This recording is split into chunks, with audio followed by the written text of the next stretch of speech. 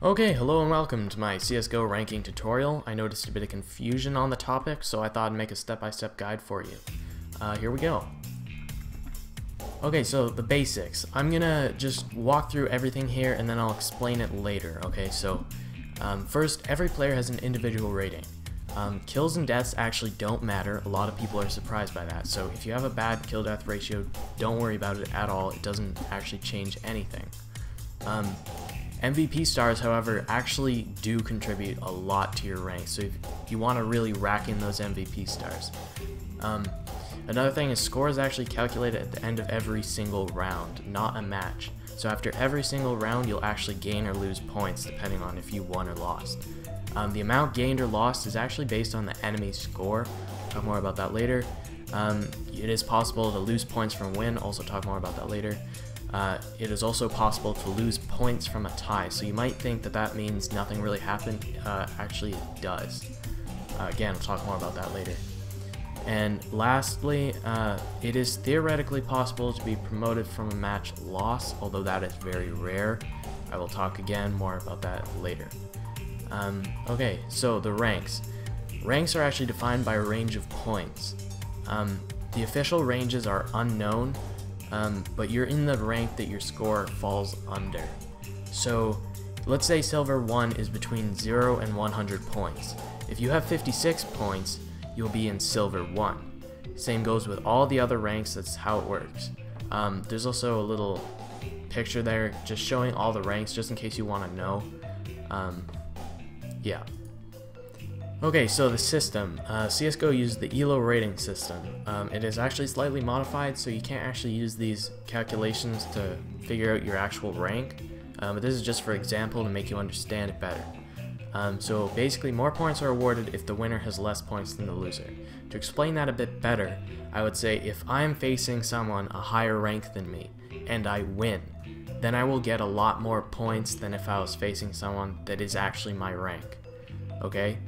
The same goes for the opposite way. If I lose against someone who's better than me, I won't lose as much because I was supposed to lose. That's basically how it works, but bear in mind you are still losing something.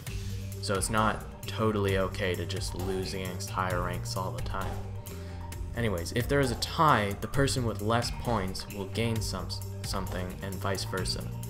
So that basically means that if there's a tie and the enemy is a higher rank, I will actually gain something because they were supposed to win, but we managed to tie it. Therefore, I get some points and they lose some points.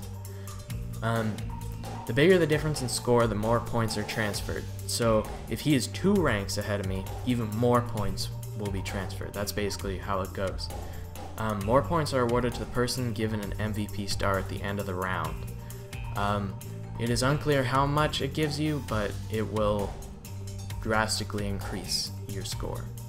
Okay, so what does this actually mean? Unfortunately, it means that partying with a lower ranked friend is not necessarily ideal, because you'll actually lose more from a loss, gain less from a win, and on top of that, even if you tie, you'll still lose something, because you are supposed to win.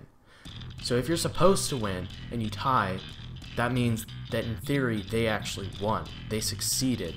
They got higher than expected and you got lower than expected. Therefore you will actually lose something. In other words, if a global elite, global elite beats a Silver 1, that's pretty obvious. Almost nothing happens to either score because the global elite should have basically won like a million times over. So basically nothing happens, probably a fraction of a decimal, if that even makes sense.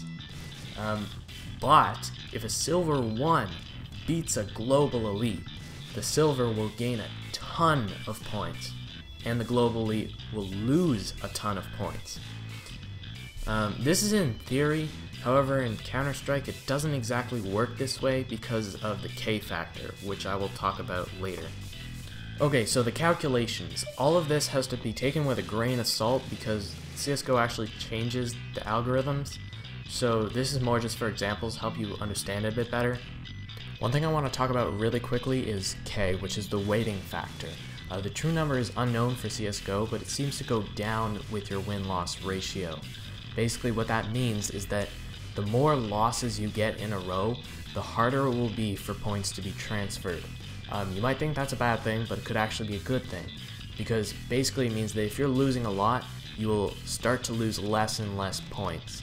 It also means that you can't gain as much, but once you get out of that loss streak, you can slowly build up your K factor again, and you'll start to gain a lot of points without ever losing a ton of points in one shot, which would be very annoying.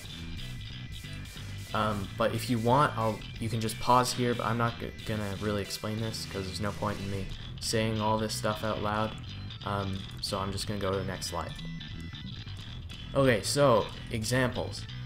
If the two players are even, well, it's more like teams, but you act as players anyways. So before, let's just say both the winner and the loser have 1,450 points. Now, after, according to the calculations before, the winner would have gone up by 16 points and the loser would have went down by 16 points. That's not very much, as to be expected because neither team was supposed to win. Another example, the higher rank wins. Okay, so here I have an example where the winner is twice the level as the loser. I did this just to really put into perspective how this actually works, but the winner was supposed to win so much that when he won, he got 0.01 of a point. That's how little he made. Now obviously in Counter-Strike it might not be exactly the same, but the point is that if you're supposed to win, you will get less. It also means that if you're supposed to lose, you will lose less, so that's good. Okay, so next example, the lower rank wins. Okay, so here we have an example where the winner actually only has half as many points as the loser. And as you can see, a lot more points get transferred. 31.89 points. That's a lot. So this basically just, it shows that it really depends on your ranks, how much is actually on the line here. Really shows you that you really shouldn't be partying with lower ranked friends because your points will be destroyed if you lost. So in conclusion, don't party with lower ranks unless you are absolutely positive that you will win. And on top of that, you have to win by a lot, because remember, it doesn't go by match, it goes by round. So if I have twice the rank, I'm supposed to win twice as many rounds, in theory. Obviously, again, it won't work exactly like that, but that basically means that even if you only win, maybe it's 14-16, you still lost, because you let them get more than they should have, so they won.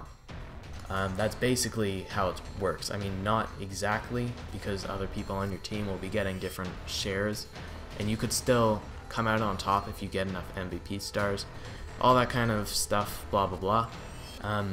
Anyways, winning won't give you much, losing will take a lot.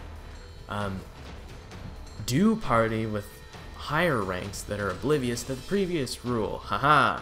If you're sneaky, you can do this, because winning will give you a lot. You are the lower rank, therefore you will get a lot. It also means that losing won't take much, because you're supposed to lose.